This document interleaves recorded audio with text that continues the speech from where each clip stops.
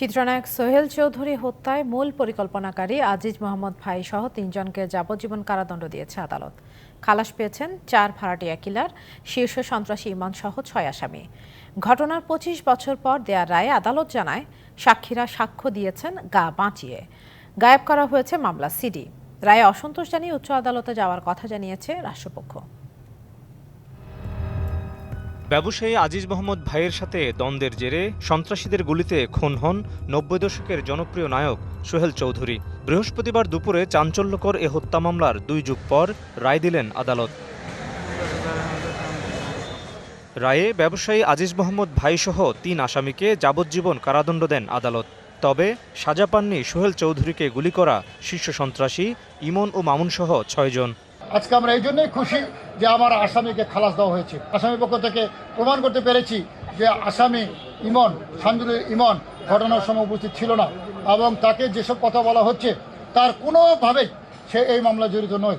এই জন্য মাননীয় আদালত আমাদেরকে বেকুশের খালাস দিয়েছে।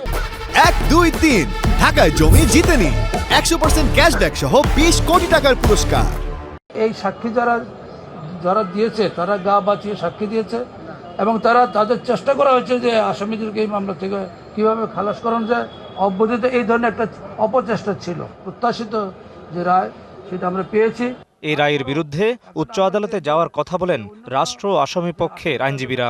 ন্যায় বিচার হয়নি, জোর করে সাজাটা তার উপর চাপানো হয়েছে, আজিজ ভাইয়ের উপর জোর করে চাপানো হয়েছে। যেহেতু সে একজন ইন্টারন্যাশনাল ব্যবসায়ী, কোনো অবস্থাতে কোনো একটা সাক্ষী আমাদের সম্পর্কে বলেনি। উচ্চ আদালতে ডেফিনেটলি যাওয়া হবে, যাবে না কেন?